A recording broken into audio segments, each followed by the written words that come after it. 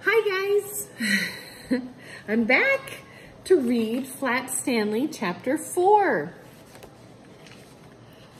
I hope you guys are having an awesome day. It's Friday, April 24th, 2020. Back to school. Oops. Stanley was pleased that his classmates, who still remembered his previous flatness, made no great big fuss about it now. Mostly, they expressed only cheerful interest. "Feeling okay, Stan?" they said. "And looking sharp, man." "Sharp, see? Get the joke?" Only mean Emma Weeks was unpleasant. Huh? Oh, Mr. Show-Off again, Emma said one day, but Stanley just pretended not to hear. He had been back at school for a week when a newspaper, learning of this unusually shaped student, sent a photographer to investigate. He found Stanley watching a practice on the soccer field. "Flash Tobin," he said, from the Daily Sentinel. "You're the flat kid, right?" Stanley thought he must be joking. "How did you know?" he said, joking back. "Well, how did I?" The photographer laughed. "Oh, I get it. Can I take your picture, kid?" "Right here, by the goalposts?" Stanley nodded, and Flash Tobin took his picture. "I heard there was a flat kid here before," he said. "Helped catch sneak thieves at a famous museum of art. But that kid, I heard, got round again." "It was me," Stanley told him. "You go back and forth, huh?"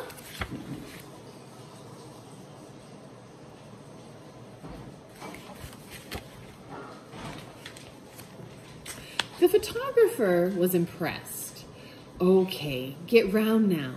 I'd like to get a shot of that too." "I can't just do it when I want," Stanley explained. "The first time, my brother had to blow me up with a bicycle pump." "Make a great picture," Flash Tobin shook his head. "Well, we'll just go with flat." Stanley's picture was in the Daily Sentinel the next morning, and Arthur could not help showing his jealousy. Stanley was always getting his picture in the paper, he said.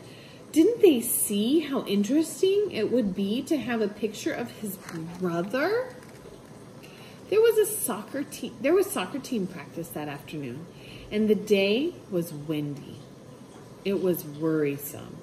The coach said, the way Stanley got blown about. Perhaps for the sake of the team, he should switch to an indoor sport. Stanley loved soccer, and the more he thought about what the coach had said, the sadder he felt.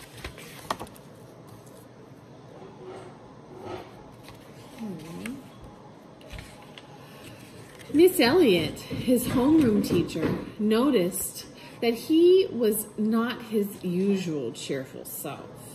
Mr. Redfield, the new guidance counselor, is said to be very helpful to troubled students, she told him. "I will ask him to find time for you." Miss Elliott spoke to him again after lunch. "Such good luck, Stanley. Mr. Redfield will see you right after school today." "Come in, Stanley. Sit right here," Mr. Redfield pointed to a comfortable chair. Stanley sat, and Mr. Redfield leaned back behind the desks. "Now, then, do you understand that anything you say here is completely confidential? I won't tell anybody." Stanley wondered what he could say that would interest anyone else. "Miss Elliott tells me you seem troubled." Mr. Redfield lowered his voice. "What's wrong?" "I'm not sure, actually," Stanley said. Mr. Redfield picked up a pad and a pen. Speak freely. Whatever comes to your head. Anything special happened lately? Well, I got flat, Stanley said. Mr. Redfield made a note on his pad. I do see that, yes. How did that make you feel? Stanley thought for a moment. Well, flat. Ah, I see, Mr. Redfield nodded. This flatness, it's come upon you before, I'm told.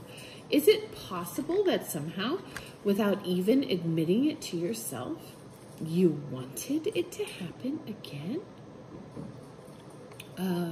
No way, Stanley said firmly. The first time it was kind of fun for a while, like flying a kite and being mailed to California and things like that. But then I got, tired of it. And now I might get put off the soccer team. Mr. Redfield nodded again. You take no pleasure now in your unusual shape? Stanley thought for a moment. Well, sometimes. He told about being a sail and helping Ralph Jones win the race. Mr. Redfield made another note. I see. This dream of being a sail, have you dreamed it before? Stanley stared at him. It wasn't it really happened. I'm just tired of being different, I guess. Mr. Redfield pressed his fingertips together. Different? How do you feel different, would you say? Stanley wondered how Mr. Redfield could be a good guidance counselor if he had both terrible eyesight and a terrible memory. Well, I'm the only one in my class who's flat, he said. The whole school, actually. Interesting. Mr. Redfield made another note and glanced at his watch. I'm afraid our time is up, Stanley. Would you like to see me again? Just let Miss Elliot know. Okay, Stanley said politely, but he didn't think he would. Chapter 5. Okay, guys. I hope you have an amazing weekend. Chapter 5, we'll finish up with Chapter 5, 6, 7, 8, and 9 on next week. Chapter 5 on Monday. Have a great day. I'll see you on Monday.